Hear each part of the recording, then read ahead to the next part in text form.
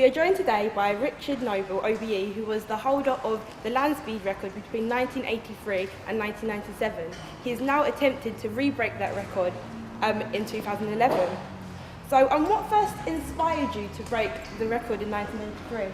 Well, it goes back an awful long way, till when I was actually age 5.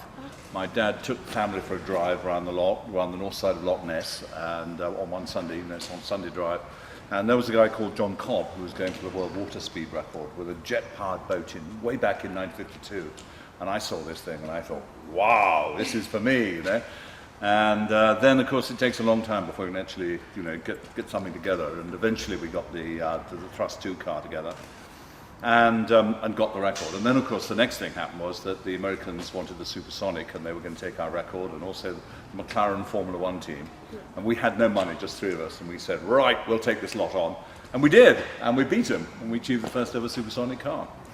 Well, that was an amazing achievement. So what inspired you to repeat that and try and do it again? Well, this is very interesting. What actually happened was that it looked as though the Americans were going to come back and try and take the supersonic record off us. And Andy Green, who drove Thrust SSE, and I we decided that we really ought to have another go. We would be expected to have a Defender, and we of course we wanted to build a Defender. But since we were the first through the sound barrier, we said what we've got to do is build the ultimate, absolutely the ultimate car.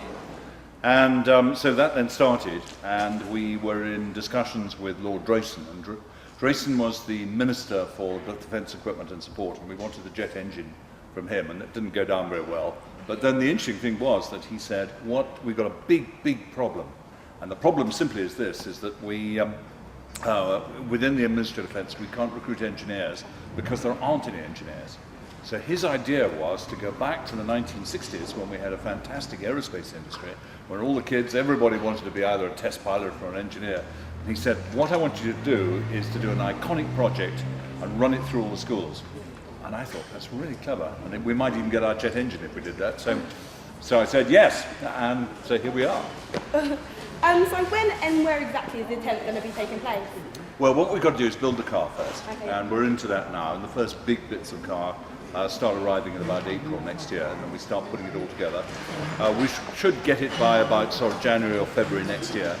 Then we take it to a runway somewhere in Britain, and we'll move the whole team there and camp there, and we'll start running it and getting it to work, because it's a very complicated piece of equipment. Once we've got it sorted, we then move to fly out to South Africa. So everything gets flown out to South Africa to a place called the Hartskeen Pan, where as we're talking now, there are 300 people there removing stones and removing a road and getting it all sorted. So, and that's where we start running. So do you know who will be driving the car? Andy is the driver. Andy Green, the yes, driver. holder of the world land speed record, yes. What are the risks that he's going to face?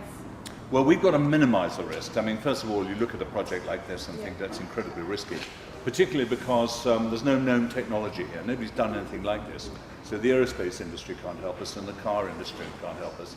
So we're really out on our own. So we've got to make it a very, very safe project. And we only actually run the car when it's absolutely 100%.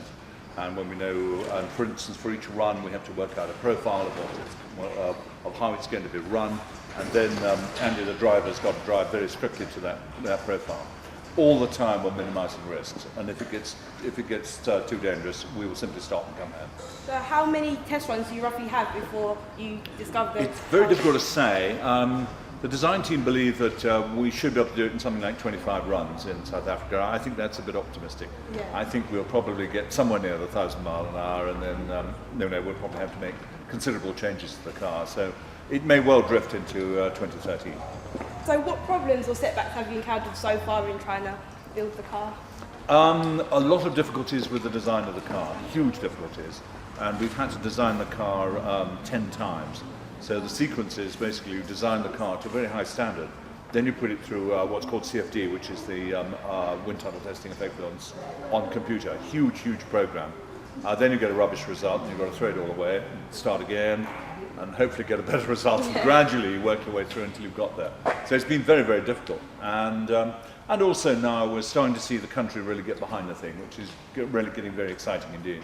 Yeah. If successful, what do you think your next venture will be, or do you think you'll have another project? I think, well, what happens with these projects is by the time you've pulled it through and finally got there, everybody is absolutely exhausted, and I think that most people want to take a couple of years off, and I need a gap here, you know. Yeah. Have you been happy with the positive press you've been given?